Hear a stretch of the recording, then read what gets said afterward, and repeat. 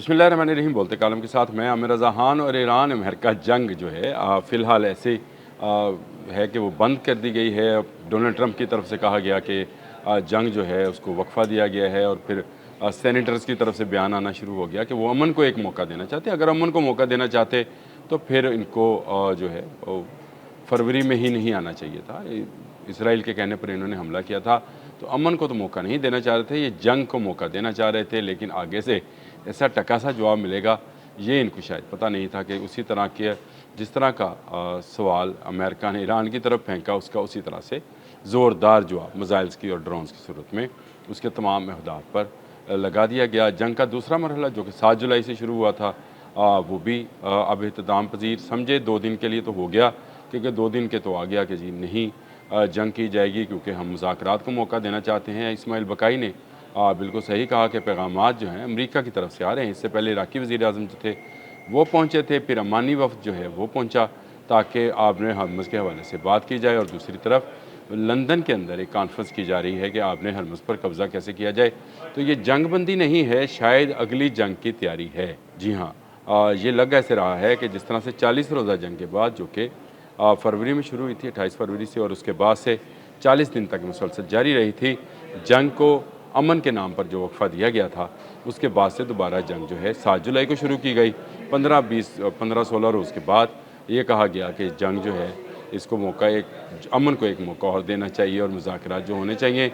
इराक़ी वज़ीर-ए-आज़म पहले पहुँचे, फिर अमानी वफ़द पहुँच गया ईरान ताकि मुज़ाकरात किए जाएँ। और डोनाल्ड ट्रंप एक ही रट लगा रहे थे कि ईरानी मेरे पास आ रहे हैं और आकर कह रहे हैं कि आए अमन की बात करते हैं। लेकिन लग ये रहा है कि ये अमन की जो बातें हैं ये चाइना के थ्रेट के बाद हैं। यानी चाइना ने जो एक थ्रेट दिया अब्बास अरागची के ज़रिए, यानी अब्बास अरागची को की मुलाकात जो है चाइनीज़ वज़ीर ख़ारजा से, और उसमें उन्होंने कहा कि ईरान की सॉवरेनिटी के लिए हम उसके साथ हैं, यानी उसकी खुद मुख्तारी के लिए उसके साथ हैं। उसके बाद अमेरिका को 2 कदम पीछे हटना पड़ा। लेकिन इसकी एक बड़ी वजह और भी थी, और वो ये है कि अमेरिका के अंदर भी स्टॉक मार्केट जो है वो बिल्कुल गिरावट का शिकार थी, और उसके अपनी सियासत जो है डोनाल्ड ट्रंप की पार्टी की रिपब्लिकन्स की जो सियासत है वो भी डामाडोल थी। जेडी वैंस ये बयान दे चुके हैं कि ये इसराइल ने वार शुरू की थी, और ये भी बयान दे चुके हैं कि मैं ईरान वॉर के हक़ में नहीं था। यानी इनके नायब सदर ही इस जंग में इनके साथ नहीं थे। लेकिन फिर उसके बाद एक ऐसा बयान सामने आया है जो कि CNN ने रिपोर्ट किया, और CNN ने अपने ज़राए से ये बताया कि जॉन केन जो कि इस वक्त के आप समझे कि आर्मी चीफ़ हैं, उन्होंने ये बयान दिया कि हमारे पास स्टॉक कम है। जी हाँ, ये वो बात है जो कि मैं बहुत अरसे से पहले कह रहा था। तस्लीम ये अब करते हैं। असल मसला ये है कि सेंटकॉम को या अमेरिकन आर्मी को कोई भी चीज़ तस्लीम करते हुए बड़ा वक्त लगता है, क्योंकि उनको अपनी आवाम को ज़हनी तौर पर तैयार करना होता है। असले की या स्टॉक की कमी जो है अब वो सामने आ रही है। इससे पहले भी 40 रोज़ा जंग के बाद भी आपको याद है इनके पास इंटरसेप्टर्स की कमी हो गई थी, और इस इंटरसेप्टर्स की कमी की वजह से इन्होंने साउथ कोरिया से इंटरसेप्टर्स मांगे। यूक्रेन जो कि जंग में है उससे भी कहा कि हमें भी नेटो के ज़रिए जो तुम्हें मिले थे पेट्रियट वो वापस कर दें, लेकिन नहीं हुआ। चलें, इन्होंने किसी तरीके से मैनेज किया। जब कुछ मिसाइल्स मैनेज हुए तो उसके बाद इन्होंने नए हमले का आगाज़ कर दिया, जिसका ईरान ने फिर जवाब दिया, और फिर इनके इंटरसेप्टर्स और इनके मिसाइल जो हैं वो कमी का शिकार हो गए। और अमेरिका जैसे बड़ी ताकत जो कि पूरी दुनिया में अपने पंजे, कहीं वेनेजुएला, कहीं नॉर्दर्न चाइनीज़ सी, कहीं जो है ये बहरा हिंद और बहिरा अरब और ये खलीज फ़ारस, यहाँ पर उसने अपने पंजे गाड़ रखे हैं। उसके लिए असले की ये कमी जो है ये बाकी मुल्कों में उसकी गिरफ्त को कमज़ोर करती है। जो ग्रीनलैंड का कब्ज़ा करने का मंसूबा था उसको उसकी कमज़ोरी जो है वो सामने आई है। ईरान जैसे मुल्क का 1 इंच भी अभी वो हासिल नहीं कर सका। तबाही ज़रूर मचाई, बॉम्ब ज़रूर गिराए, और अभी इसमें बरतानिया को भी शामिल किया, बाकी ममालिक को भी शामिल कर रहे हैं। आबने हरमुज़ का एक कतरा जो है वो हासिल नहीं कर सका है अमेरिका।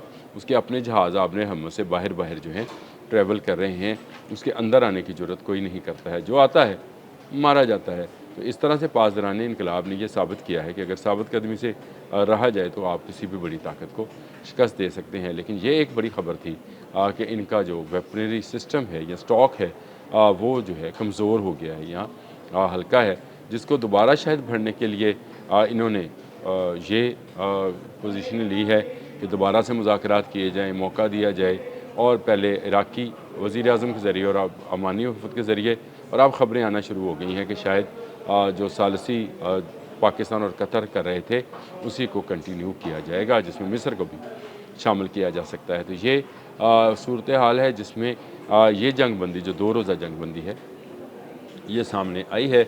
लेकिन मैं ये समझता हूँ कि अमेरिका जो है पोजीशन ले रहा है। अगर आपने कभी कोबरा सांप देखा हो, ज़रूर देखा होगा, वैसे अब तो गलियों बाज़ारों में मदारी आते नहीं हैं, लेकिन सोशल मीडिया पर बहुत सारी वीडियोस हैं। तो वो एक मरतबा जो है वो पीछे को हटता है ताकि वो तेज़ी के साथ जो है डंक मार सके। तो अमेरिका की पोजीशन इस वक्त एक ऐसे ही कोबरा की तरह से है जो डंक मारने के लिए तैयारी कर रहा है, अपनी अपनी पोजीशन जो है उसको बेहतर कर रहा है, अपने मिसाइल स्टॉक को जो है वो मज़ीद बढ़ाने की कोशिश करेगा अगर ये जंगबंदी मज़ीद कुछ दिन जारी रही। लेकिन इस्माइल बकाई का आज का बयान जो है वो बिल्कुल इस बात की निशानदेही करता है कि ईरान हमा वक्त तैयार है। आज मुश्तबा हामनई का बयान भी सामने आया, इन्होंने कहा कि ख़ुद मुख्तारी पर तो कोई सौदा नहीं होगा, जंग होती है तो होती रही। बहुत अहम बयान था मुश्तबा हामनई का, इस्माइल बकाई का, जिन्होंने कहा कि हमारी पहली तरजीह जो है वो ख़ुद मुख्तारी है ईरान की, जिस पर कोई सौदेबाजी नहीं की जाएगी। तो असल मामला शायद मिसाइल की कमी का ही है। अमेरिका अभी तक आपने हम उस पर कब्ज़ा नहीं कर सका। जो ख्वाब वो देखकर 28 फरवरी को इसराइल के कहने पर आया था, आज उसको उस पर काफ़ी मायूसी है। डोनाल्ड ट्रंप की अपनी सियासत, मैंने कहा रिपब्लिकन्स की सियासत बल्कि ये कहना चाहिए कि डामाडोल है, लेकिन ये अमन को नहीं, ये तैयारी को मौका दिया जा रहा है। दोबारा से तैयारी की जाएगी ईरान पर हमलावर होने के लिए, लेकिन ईरान इससे बेहतर तैयारी में पहले से मौजूद है। अभी जो यूक्रेन ने कैस्पियन सी के अंदर जो ईरानी जहाज़ को निशाना बनाया है, उसके मतलब दावा किया जा रहा है कि ये रशियन वेपन लेकर जो है ईरान जा रहा था, यानी ऐसा सामान, साजो सामान जो कि मिसाइल्स में इस्तेमाल हो सकता था, वो लेकर जा रहा था। इसलिए मैंने उस पर ज़ेलेंस्की के बकौल हमला किया है और ये हमला जो है इससे इसकी तरसील जो है असले की वो रुकेगी। तो इसका मतलब है कि कोई ना कोई तो रास्ता मौजूद है जिससे जो है पहुंचा जा सकता है, पहुंचाया जा सकता है असला। और ये भी इल्ज़ाम लगाया गया कि सैटेलाइट के ज़रिए जो है गाइडेंस फराहम की जा रही थी ईरान को। ज़ेलेंस्की ने कहा, ज़ेलेंस्की ने खैर अब कहा, मैं तो बहुत दिनों से कह रहा था कि ईरान के पास सैटेलाइट नहीं है, उसके पास सैटेलाइट टारगेटिंग जो है वो रशिया की ही मदद से आ रही है। अभी चले यूक्रेन ने भी इस बात को खोल दिया तो आप तक ये बात पहुंच गई। लेकिन ये अमेरिका की अमन की कोशिश नहीं है, ये अमेरिका की अपने स्टॉक को बहाल करने की कोशिश है। वो इस जंगबंदी के दौरान अपना स्टॉक बहाल करना चाहता है और इस जंग के ज़रिए जो है ईरान पर कब्ज़ा करना चाहता है।